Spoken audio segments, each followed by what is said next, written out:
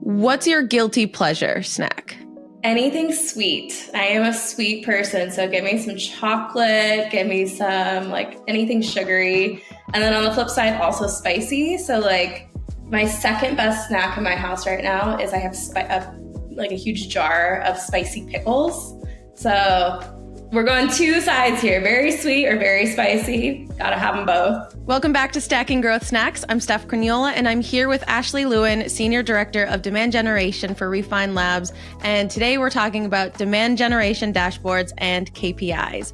So where we left off, we talked about mindset. We talked about the tactical, what that dashboard looks like. And today we're going to talk about measurement. So what are some leading indicators to measure before declared intent conversions and pipeline? The way I look at this is these are leading indicators that will give you a pulse check on it, especially if you have a long sales cycle. These are really helpful ones to have. So when you are initially doing the transition from lead gen to demand gen, the first pieces that I look at are website traffic. Some people will say these are quote unquote vanity metrics. I beg to differ. These are just indicators of down funnel performance. So you're going to start on your website. Typically, we are looking for a lift in organic, direct, and branded paid search traffic. These are all indicators that you are increasing your brand awareness and your brand recall in the market, especially when you are shifting from that lead gen to demand gen strategy. And that whole strategy is more about a brand reach to the right audience than it is purely about conversion, which is what lead gen is all about. So when you are looking for, are you increasing your brand recall in the market? You're going to see a lift as a correlating factor. We're not going to see this as direct attribution, but there is a very strong correlation. So first and foremost, you want to look at website traffic. Then you're also going to be looking at other metrics as well that are going to go a little bit further. In that website traffic, you could also be looking at, are they going to certain high intent, quote unquote, high intent pages on your site? Are you seeing a lift there? Those could be product pages, your pricing page, your demo page, and so on. So those are going to be really great website traffic for your brand recall. Additionally, I like to really look a little bit more on a manual level on things like your paid ads.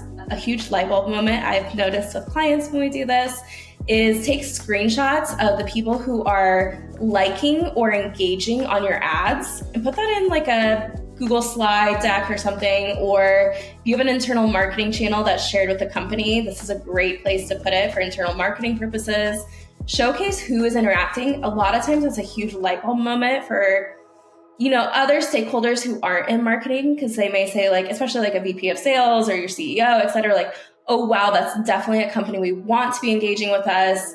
We had no idea. This is more on that, qualitative insight versus quantitative, but I think it's a really important one to monitor over time as well. And you're also going to be monitoring that engagement within your posts as well. So what's the sentiment? Has it increased? Ad engagement, website traffic. Those are typically the first metrics that you're going to see a correlation in. And when you talk about brand recall, it sounds like it's a little bit more manual work, like you said, but if you're taking those screenshots and you're tracking that engagement, you're going to start to see some of those same names pop up, right?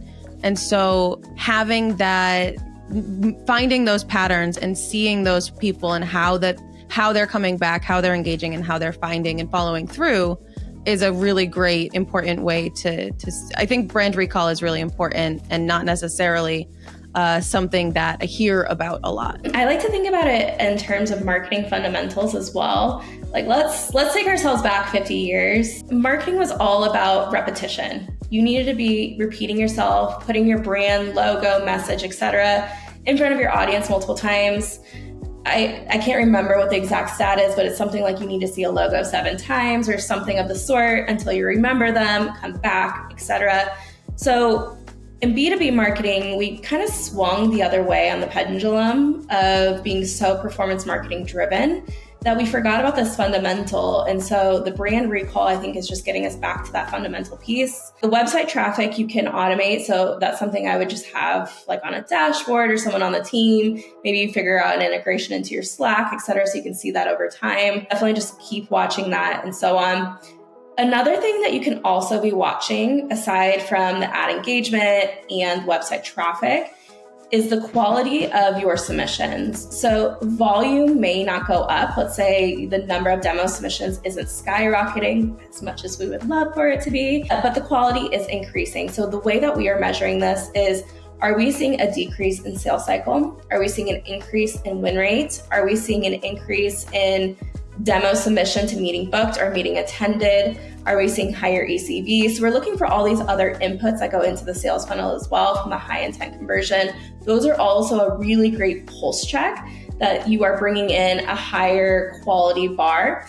And if you're bringing in a higher quality, you could technically bring in less submissions, because at the end of the day, it doesn't matter how many submissions you bring in. It's all about the pipeline number, right? And the revenue number. So if you can get to a point where you're bringing in just such a higher quality bar that you need, half of them and you're exceeding your pipeline target, fantastic. So that's another some metrics that I would watch when you're switching as well. And this goes all the way back to our first segment here. When you're switching your mindset, it might feel and look like less. It might be less, but if they're higher quality, then the outcome is going to be more productive anyway in the long run. Absolutely. So we've talked about why to change, how to change, what that looks like.